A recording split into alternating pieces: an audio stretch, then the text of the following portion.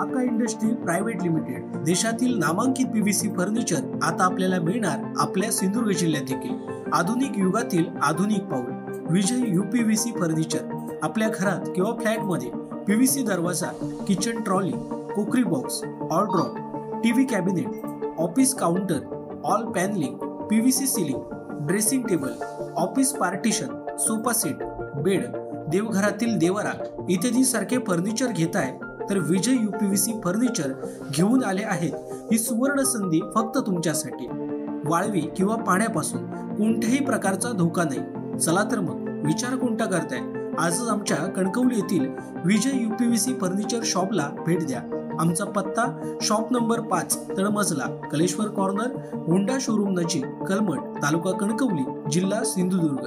एकदा अवश्य भेट द्या आणि आपणास पसंत असलेल्या फर्निचर वस्तूंची निवड करा। आमच्या फर्निचर बाबत अधिक माहिती जाणून घेण्यासाठी www.kakaprofile.com या वेबसाईटला भेट द्या किंवा अधिक माहितीसाठी 9420206340 किंवा 9256566256 किंवा 9588487928 या संपर्क क्रमांकावर संपर्क करा। फॅमिलीकडे ही सगळी लेगसी आली आणि त्या धुळप फॅमिलीतले 8वे वंशज आपल्या सोबत आहेत। त्यांचा आशीर्वाद आपल्याला आहे। मला वाटतं एवढा मोठा परमेश्वराचा योग आपल्याला या कार्यक्रमाच्या निमित्ताने आलेला आहे। मी त्यांचे सुद्धा आभार मानतो। देशपांडे साहेब चिपळूण पासून आलेले आहेत।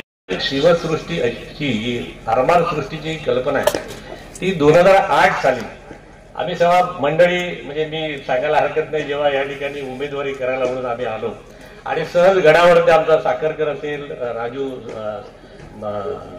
कुठे गेला, परुळेकर असतील, अजितराव असतील, ही सगळी मंडळी, इथली लोकल मंडळी, काही आमच्या महिला ताई भगिनी आहेत, या सगळ्या, शुभाताई असेल, शुभाचा नवरा असेल, ही सगळी मंडळी आम्ही या जेव्हा किल्ल्यावरती जात होतो त्यावेळेला त्या मंडळींच्या जे गाईड होते त्या गाईडांच्या माध्यमातून अनेक गोष्टी सांगितल्या गेल्या।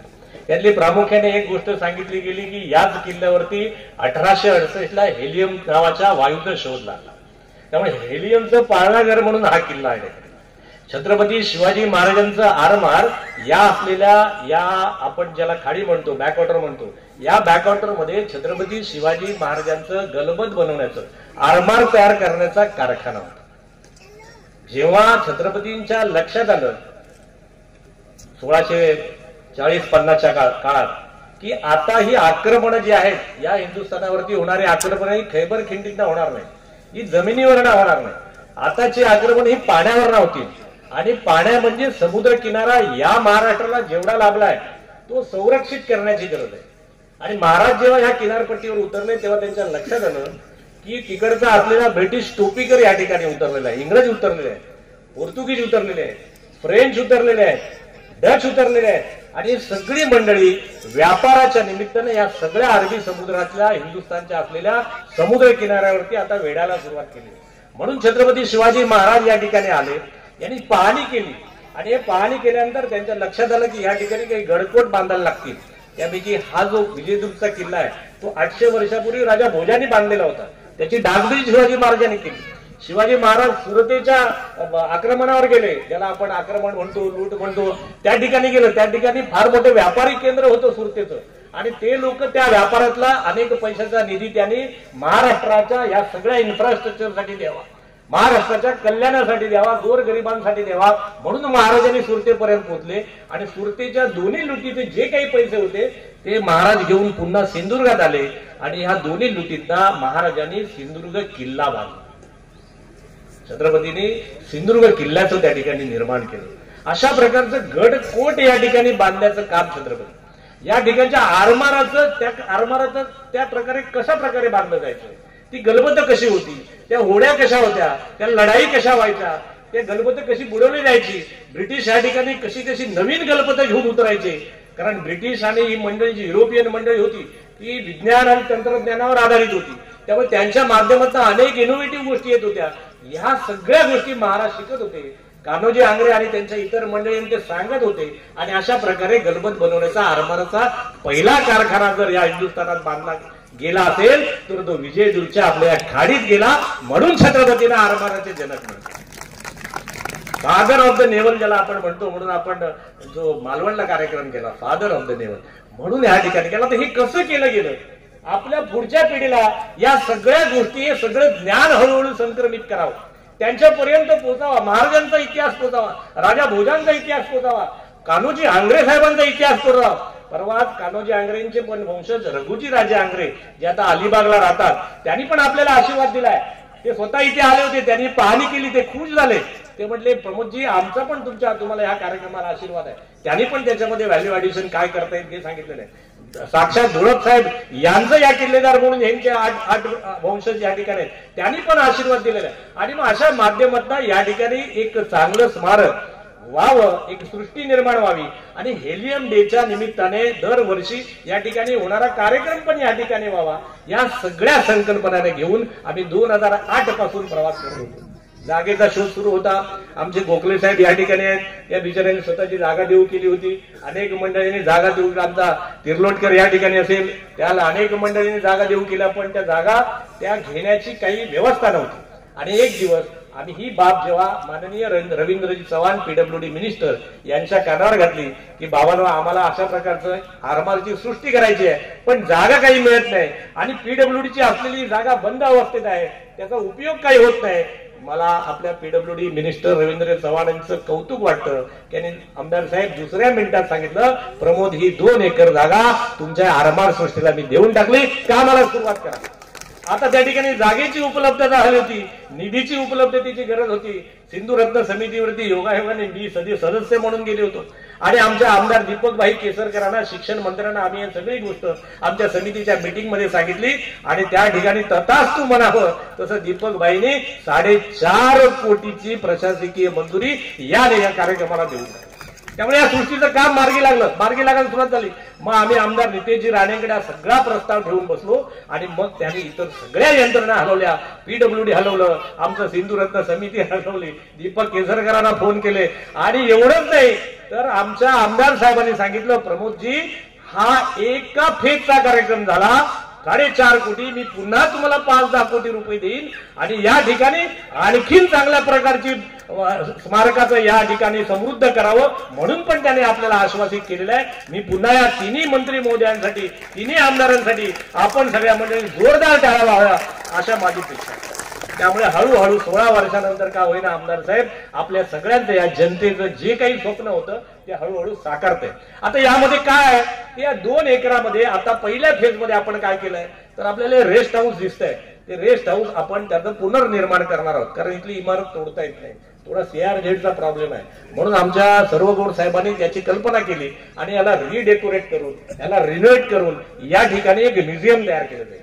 त्या म्युझियम मध्ये असलेल्या या आरमाराबद्दल सगळी माहिती, त्याचे स्टॅच्यूज, त्याचे म्युरल्स आपल्या कोणाकडे, मी आंग्रे आपल्या धोळप साहेबांना पण विनंती केली आहे, मी आंग्रे साहेबांना, रघुजी राजे आंग्रे त्यांना पण विनंती केली आहे की आपल्या त्या ठिकाणच्या असलेल्या घरामध्ये अशा जुन्या काही वस्तू असतील तर त्या सुद्धा आपण या ठिकाणी आमच्या म्युझियम मध्ये ठेवाव्यात. त्या निमित्ताने आमच्या पुढच्या पिढीला ते बघायला मिळेल. त्यामुळे तशा प्रकारचं म्युझियम होत आहे. समोर एक छानपैकी डेक केला जाईल, ज्याला आपण मोठं जहाज म्हणतो तसा एक डेक राहील, सेल्फी पॉइंट राहील. त्याच्यात उभं राहून आपल्याला संपूर्ण विहंगम दृश्य जे आहे जे किल्ल्याचं ते त्या ठिकाणी दिसेल. पार्किंगची व्यवस्था असेल, टॉयलेटची व्यवस्था असेल आणि चांगलं लँडस्केपिंग आणि असलेली भिंतीचा त्या ठिकाणी व्यवस्था असेल. हे पहिल्या फेजमध्ये. दुसऱ्या फेजमध्ये आमची कल्पना अशी आहे की आपले जे विद्यार्थी आहेत, पर्यटक या ठिकाणी येतील, या ठिकाणी एक डेन तयार केलं जाईल. आमदार साहेब, डेन म्हणजे एक गुहा तयार केलेली आहे. त्या गुहेच्या बाहेर आपण जसं होडीत बसतो तसे त्या ट्रॅक मधल्या होडीमध्ये पर्यटक बसतील, मुलं बसतील आणि ती होडी पर्यटक 15 मिनिटं आतमधून त्या गुहेमध्ये फिरतील आणि 10 ते 15 प्रसंग त्यांना लाईट अँड साऊंडच्या माध्यमातून, म्युरलच्या माध्यमातून बघायला मिळतील.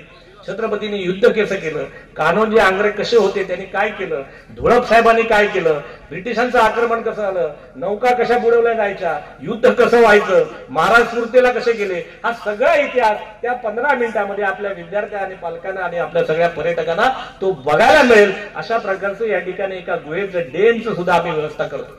त्या पुढच्या फेजमध्ये होईल. अशा प्रकारचं एक अद्वितीय स्मारक विजयदुर्ग मध्ये नेहमी आमच्या जिल्ह्याच्या सरपंचांचं, रियाजचं, आमच्या सगळ्या, आमचा देवधर आले असतील, माजी सरपंच आले असतील, बिचारे देवधर, या सगळ्या मंडळींचा नेहमी आग्रह होता आमदार साहेब की आमच्याकडे दुर्लक्ष होतं, विजयदुर्गकडे कोण येत नाही. पण खरं सांगू मंडळी, एक देव दुर्लभ किंवा दुग्ध शर्करा योग आहे आमदार साहेब. आम्ही तर हे 4.5-5 कोटीच दिले, पण आमदार साहेब आणि महाराष्ट्र सरकारने मुंबई गोवा पासून त्या कासारड्यापासून इथपर्यंत यायला 300 कोटी रुपयाचा रस्ता करतायत. या सरकारसाठी सुद्धा टाळा झाला. काय योगा या बघा. आणि काल परवा साखरकर कुठे गेले आपले, हे कुठे गेले राजू, या ठिकाणी वर्ल्ड हेरिटेज व्हावं, युनेस्को ज्याला युनायटेड नेशन्सची एक मोठी संस्था निर्माण केली की जगातले वर्ल्ड हेरिटेज त्यांनी पाहणी करावी. आणि त्या वर्ल्ड हेरिटेजच्या युनेस्कोची मंडळी सुद्धा या किल्ल्याची पाहणी करून गेली आहे. भविष्यामधले या हिंदुस्थानातलेच नाहीत तर परदेशातले पर्यटक सुद्धा तुमच्या विजयदुर्गात येतील. या ठिकाणच्या असलेल्या पर्यटक आपल्या इथे घरामध्ये राहतील. आपण साहेब सिंधुरत्न समितीच्या माध्यमातून काही कॉटेजच्या व्यवस्था करतोय की ज्या आजूबाजूच्या लोकांना मिळतील, कॉटेज बांधतील, त्याच्यामध्ये हे पाहुणे आलेले राहतील, हे सगळं विजयदुर्गचं वैभव बघतील, 2 दिवस राहतील. म्हणजे इथल्या सामान्य माणसाला त्यांच्या मुलाबाळांना रोजगार मिळेल अशी पण व्यवस्था त्या ठिकाणी केली. आणि तुम्ही एक विजयदुर्गचं एक वैशिष्ट्य बघितलं असेल सर, आज या कार्यक्रमाला आमचे राष्ट्रभक्त हिंदू तसे आमचे राष्ट्रभक्त मुस्लिम मंडळी सुद्धा मोठ्या प्रमाणात आलेले आहेत. या सगळ्यांसाठी जोरदार टाळ्या झालेल्या पाहिजे.